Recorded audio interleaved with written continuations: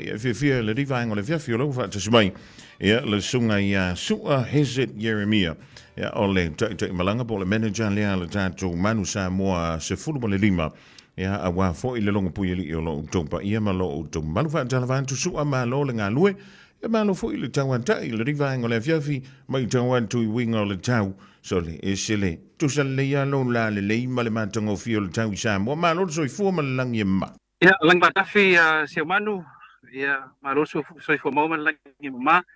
ya ile ne foi tai mi no aso, ya I tato so tai ngai lunga pe failangi, ya me se foi ala tai pe ona yai, ya tato le tio, ya fatalo foi fa fonga malo tato tunu, ya sa mo yon tulanga fa lupe, ya o lo mo me tato fa sa longa ya I so se tu Manu, ya o te roa. Ini sila ya masih kilope ma lalangi atoa ya manatu pa ia masa ya ol tato tunu ya nun watu fatinjo tu sala le to is fam talanga ya wa le to e hau talaina se leo pa io sa mo me ma vau yo fa vau ya fi sulu mata ngo fi la le fatu a tatangi le longo fo le leo le na manava nga wenga si Manu ya le fi mata ngo fi pe ona ya beautiful sa mo po sa mo la le ya pe na wina tu sa toia tanto so tainga ya ile unga tong le mu e pi vai ngolo ye le moto le malo ule ngo tanga ta fa mai mo mai ya ole malu le kalisi katoliko mu vai ya male vai ngolo amato le si sa mo le fata wino me ai le fiafi nga se senga ole ole ne foi aso ya te lo na mana le malu o topea ne te malu sai fo lange ma ya ole tanto to faifa malu le vale le divang ole fiafi lo sua io ole te minei ya mo ile mo le o tau saule malulu ai le malulu tel e pe yo le tau fai un ole masina na to le anto le masina mati ya le na tau fa te ia man to le sa ole malulu sa we mo le afo male tim ya ole va yenso ni pe yo le ka ko fo inga ko fo le winga ole tau ya o jan te mi wo mo to o vale vela au kile nei ya te lo ye isi pito no New Zealand le la ia ya no le sa fa pele o no le fi le san te va antoni na fa pele no so ina ya si o fo to no au kile nei ya le na fa tamba ia ni si o mount malawa ya le ngat fo le ta vale ye le tele vo le na fa mo lia ya la santo fa ya pita ya na fa ina le fa le de mo ya ya le la na fa mo lia o ya fa tai mo le avo fa au ro tanto fi sila fa ya I lu mo nu e le tu no le fo I fia fi man tango fi mai taman tu sua o le dai pisi le pulenga le tanto yudi le ka people le ka pisa mo ya mi se ya le pulenga le tanto au le Manu Samoa ele nganta I ta longa lo lu mana nei ya fa pe fo ya le to ai tango want to mo le taimi mo le mana Pasifika tono le tanto tro le se ta u le malanga to le mana Pasifika ia lo matamba fana wa Samoa le I tono o le mana Pasifika I tapedanga le Manu Samoa mo le polo langiso. Taya si Manu le te lo tu langa pe na ile te fai lo le ta o le fui fa mo ia wa fa pe na upongi ia tanto tunu ia ai mai se le fenga malo pe na nei ni tu langa la vai pe na ia o le te sanga ta o le mo le polo langi pe na lau si la fia o le aunga foi le au te o tanto fa sa la ngam fa la lo pe fa tino le vai tau ia ta pena mama te wali polo langi ia se tema ia I farani ia ai te le ta longa I luma mai o le ta wala le ia I le mana Pasifika I Samoa nei ia mo le roi taimi tal fa sol pito tal na ia foi le u fa Britania foi pa langi le platform pathway ia mo alu fa na o tanto tunu ia pe on sila fia ni so ila to na wa na wat sa ola vet kalapu nei Samoa ta alon mon ia ole ala fo na fa ta tia tanto lakpi Samoa ia fa pe fo ia tu langa pe ona ia lango mai le sensa ia o la tolo fa ta ia le lakapi fa va ma lo pe na super lakapi ia male o fa fo ia lakpi lo langi pe lo na ia le am tango neva yaso ia fi fa lo antu lo man via o male tu langa pe ona ia le fe lo inga fo I male pulenga o le mana Pasifika ia malanga mai au to ia te roa ia o le aunga o le fa mo seuman o le o mai le reds I nei la sotofi o le vevela la o le la ia male tulanga matu ia o le vevela o le tau male tulanga fa pena e te tau ona o se advantage fole mo tatu e malolo ile rates ia lo te vai atu kule ninga le vai aso ia e folinga mai te afu ka ko ile la ia mfale tono ile yo mo au ka ko ile host e kaunga o home game ia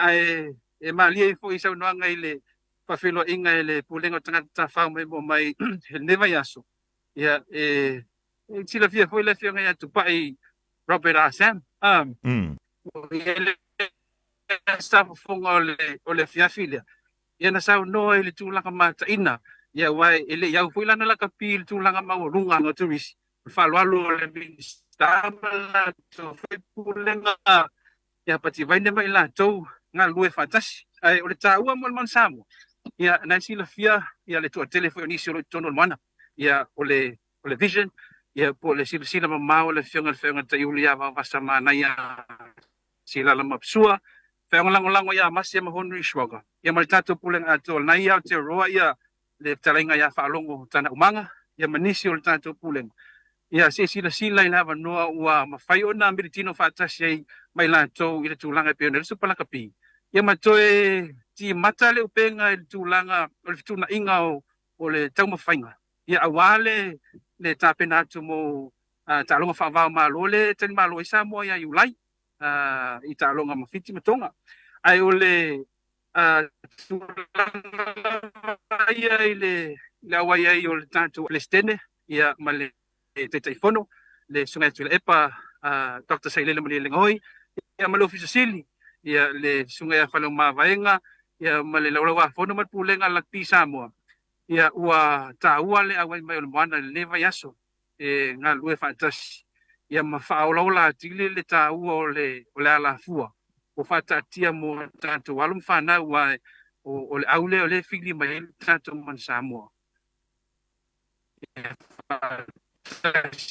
kala uma ia ilanti o mai tal sile alwatu walum fana o le tunu ia mese foi na uso mai tonga mafito tono le ia mo talonga ia na yaso mo mua ia pe ona ia foi le fa wino la to proclame le mai yaso le dik malo le sam no le divine o le fia sua ua sitalinga fia longo le fa fonga le malo le tunu elenga titono ni sila fa pe fo ia tunu e mamau tampedanga fo ia le tanto Manu Samoa wa taitu lanta ia le fa unga fo le tanto pulenga e le squad le tampenantu ia wa le taimi e vave le taimi su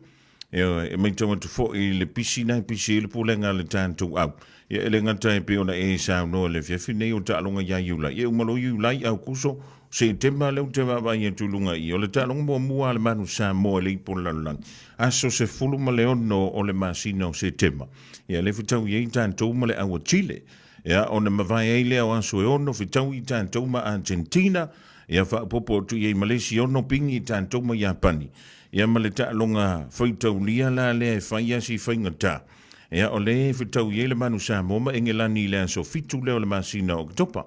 o le se tulanga o ia ile fua fata tia fo ile le tanto pulenga ia misela va o tau le faia onga lango ma la usunga le tai malang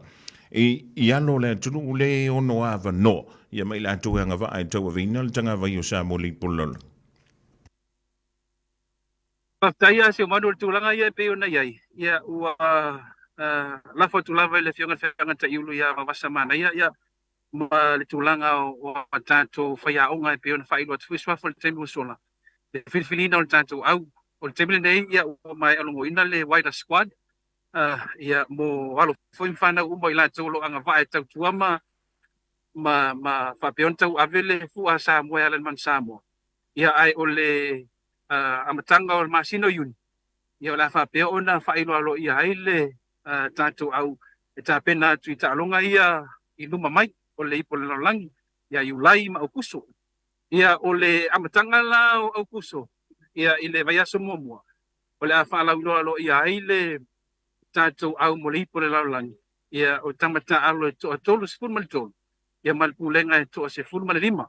o le afa pe ona ia tu le ipo le langi ia se tema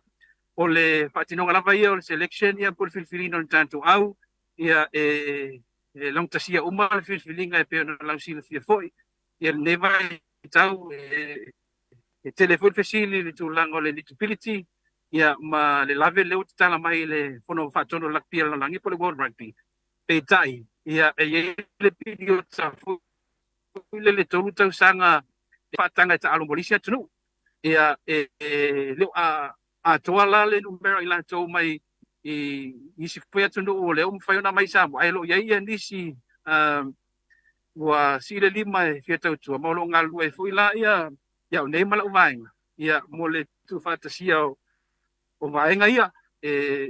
pala ulo tu foi la si temi o mo ia sua foi la to ai mai se ia le ta pena le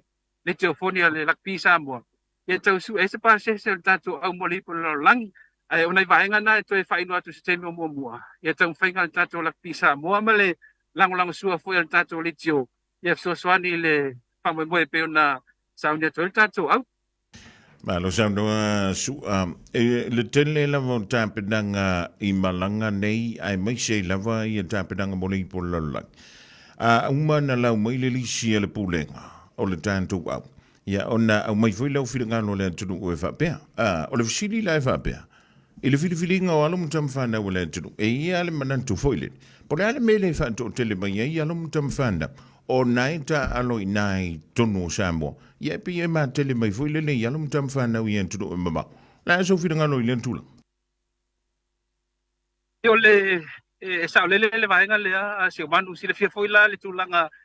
pa pulo fesa wela kapil vai tau le nei wa tele ava no o so ia sa tau pa so scholarship mai a onga manga ia ti fa for tele nei wa tele ava no wa tala mai I kalapu ia tunu e mamau lona winga ia o le taimi ai mana ia ma le leila tina enga o le la kapia le tametiti pol tene ha onga foi ia ma tulanga fai ua onga nga ia tu kalapu ia o taimi foi na matala mai ava no ia tunu I fafo o le anga ia tula I kalapu I New Zealand Australia ma tunu I fafo ia le ta wala ila to o locos pe o le anga le ofisilio ni si foi le loco o le tau whainga le tau whai ei te tala lewa noa mo tangata uma e anga waa mau tangata uma o loo maua lunga le whati nongo al talo e fili e ta alo lona winga we select the best regardless if they reside in Samoa o whea lama la tunu o loo au mauai ona o le tua telo tātua tamaiti tō lolo school walu tau sanga school wiwa mo kon karate anga iei awaso ia o le temina o le ta alo uni nei ona le tele ni avanoa anga ia tui fafo so e tau whai fuile le e ta iesel ma fau mal ta ua le loko ona lo no fui Samoa ia o loko o mata maiti ia pe sila ia ile wanga ia tui fafo ia ma nga ia tuma ave o tau lo pelik ia ma ave ila tau I Australia ai tau mo fai se platform fuile le lam tsia ile foi lau to ave esia to le moana ia le upua le o le loko wai mo lo tamiti nei ave ngai moana ia ai o loko su mata miti na but it doesn't really matter because we've had this question so many times pe local pe like alu kalapu fafu oil samo so as long as oil samo ia pe te no foi samo I savai polo e pete no fo ia te Roma America yeah as long as you're eligible yeah ma si mai lo ia te ta alo la tunu le ma lo fa tank only malanga tu le mona ia ma tu ole fili mai I tamata alo tonga ia matama fana o Samoa la so la goda o te malanga ia mi se tampe danga le Manu Samoa pe ana fa pe ole I se au na o tamiti Samoa ia ta aloi tono le tamusanga le o Super Rugby. Fa matai le fingo fi na le selection na le Manu Samoa a misela ia ta longa ia fa va malo. Ia male pon la langi isu. o le tulanga le lei o le moana o no lo I le vai fule ta high performance high performance rugby ia o lo ta alo foi le level lo ia au uma lo fili mai lo peleki au te ro ia le ia la se tulanga fa poleina ile afia I o tonga ona le o tamba uma fe o Manu Samoa e fili mai moana ai ole au te pe ona ia fa nga lava no e pe ona suina mai o ai lava tama o lo fa pe ona fili moana e lo ia fo isi au o lo ta alo isi alum fa na ona tunu o ta ape atu le ngata le hat Pacifica ia fa pe fo ile ia au le fo ile au vai o ila to ia mai tonga ia o ina fo e tu na ia it's a competitive a platform for more tato players matam taali tonga. Yeah, but no. So at the end of the day, olaya nga le tulanga le. Mole tulanga game time fatinong talong in the highest level le peona faya to high performance. Peona fatin wa me se lava tono New Zealand ma Australia. Leni na inta ua lo le tātou sa ilinga se leni sua. O vai tulo I ta comments ia wa matana saule sili. O ngā whea tōnu ala vau Samoa ma wharani le mo mi aile se leni lea e le tātou pūlenga ia po le tātou uni laka pifo I tāpenanga ia le Manu Samoa mo le I pola langiso. Ia mo le Manu Samoa lava ia. Ia o le tātou camp I le whaiunga uni mana matanga Julai. Ia ma le whaanga solonga watu a toa au kuso ma se tema. Le tātou Manu Samoa lava ia. Ia o le tulanga fui pena ila ka pisa moa. Ia o lo tang fai fo ia fa so so le uti o le tamau ainga e peona iai. Ia ele ngata o Manu Samoa a lo iei fo le tātou manu taito fitu. Manu Samoa taito fitu. O lo iei le manu maa po le Samoa. Ia man awa tamai tai o le manu sina. Ia lo iei tātou age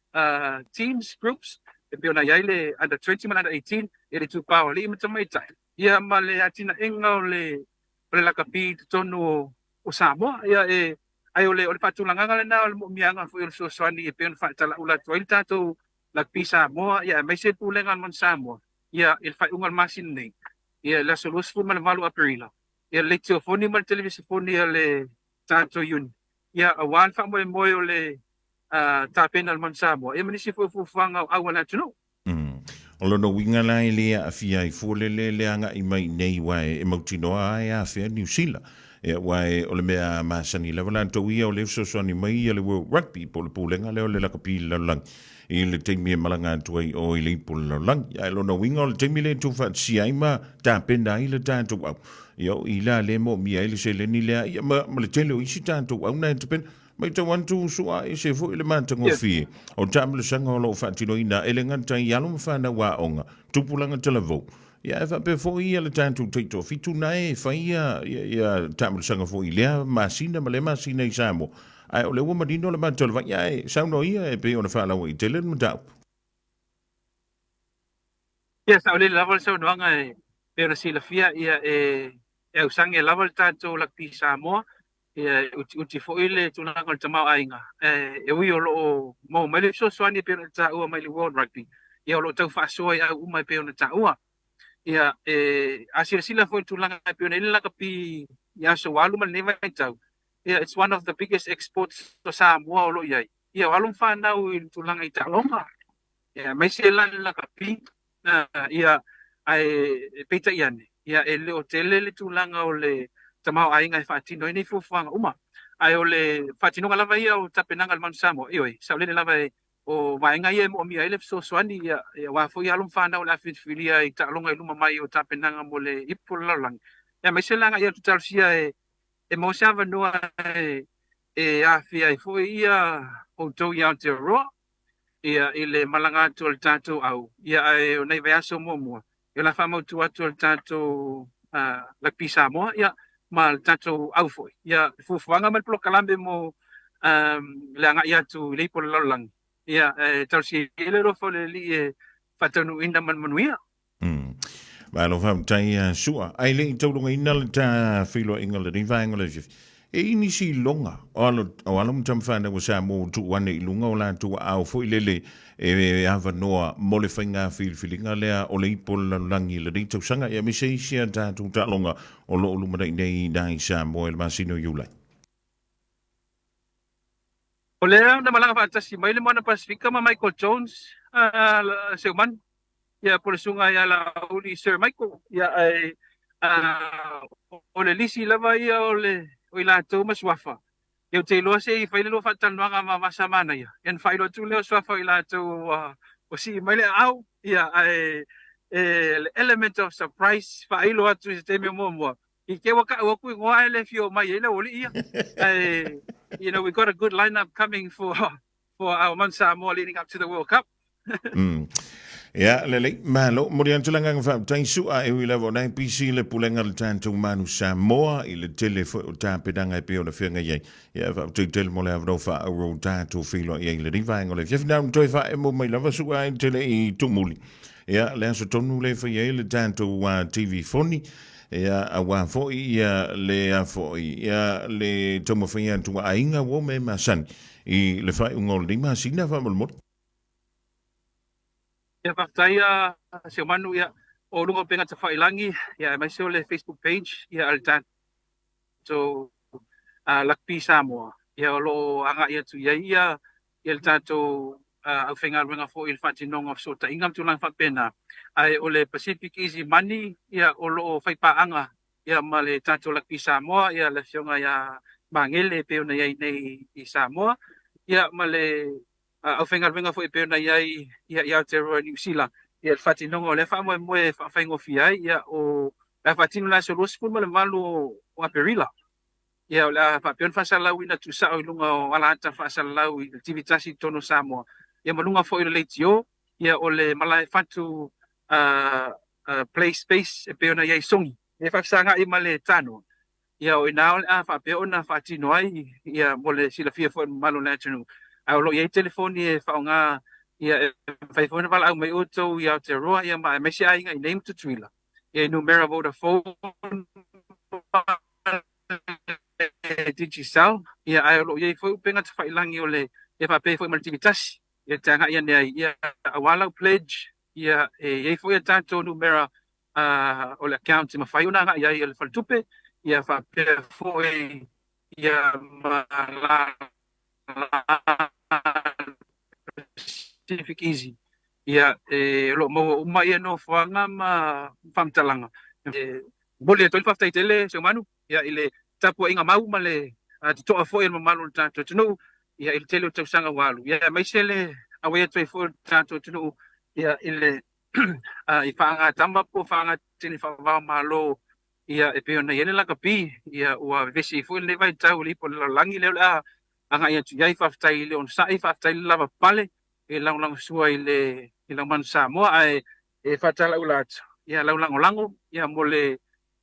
ele ngata o le sailinga se leni le asolosul valu Aperila. Ia ai mai se o talo sanga. Ia ma te talo le leoa ia i le aso ma le aso. Ia i whamoe moenga le tātou au. Ia mo le tapenanga i li po le laulangi le teito sanga i le whaingofie. Ai o le atu ia i le malo si atu atua mo le whatinonga o le fui whamoe moe. Ia e amatatu ia i le aso luosful ma le lua i ulai ta alo i mai apani. I te tono i apani. Ia na ngai mai le Samoa e ta alo mawhiti la so luas pun maliwa i ulai le Pia Park. So ai mai ta alo matonga i la so 5 i o kuso i le Pia Park lava. Ia ona masa i leo foe, ia ta apel tato camp ai lau le au malipo lalang. Tu whaatasi le la so sputasi o au kuso. Ia ma ngai a toi loa lipo le lalangi i versus so ai. Ia ai le ia ngai le tono lipo le lalangi. Ia ngai atu whalangi e whailta alonga ma ai alani. Ia ila so lua se ful ma le ono ia o au kuso ai si mauti noa pe whaita alonga ma le pa parents inu mai ai pe o ta alonga ma ailani ia o le ta alonga na o lo mata itu one of our toughest hit up before we enter the Rugby World Cup ia ila so whao setema ia ile ipo laulangi e pe ona la whamautu e tātoi manpili ia whaasolo i lo ta alonga o le pool game ia o le talatu le male nganga falo alo se manu ia itu sai foi le fa fonga no malo tato tenu ia fa tai tuai ia lo fionga foi lo fa pentu la email foi ni aso ia mai se pulenga mal tanto le Samoa ia mai se Samoa in tulanga fa lupe lo fa peona au mau wai tono te roia mso stu manu le lalang ia mai tato foi Samoa ne lo mo tato fa sa longa ai manu tele ia fu fanga lo toilanga ia tu leva yaso Ita po ingal mo na isa mo ne. Ya mai sele anga ia tu lumana yo la tanto long puili ia tu pele. Yo la tu no mai sele u taringa se uman. Ya i fo fuanga le tanto man Samoa. Ya wala anga ia tu lipo langi. Lito sanga man falalo.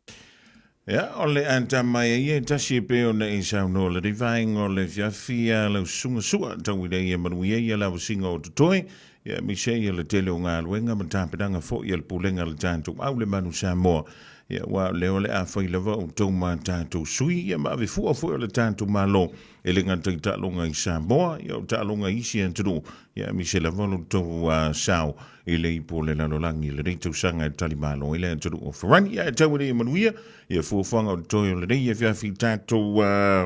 toi fi tapa ye fo ile lunga pe mo ngal wal e i sa so mo mo ala fo tu dai to lunga mai so fi ngalo ile tanto filo ingel ni ya Eva te se mano te loe le te le pois fam talanga na we o fo no e le so swafa il pa ya wa ya ta pa sale longa fal fia man fal sala fai tan che fo ya red male mamalo le o tanto a fio anga foi ia lo fa peona ta api so sul mano atero ia wa o tole ta o tamaul ia tama matene le ava ia po o foi le show tu le tamo le roosters o mea tau la kapi Emilia ia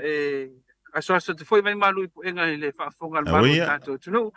ia e tu langa e peona ia foi se tau mafai atu ia a fa pewa le long mali o le tau mali foi fa funga ia e matua tu lava il pa ia malo malo tanto tu ia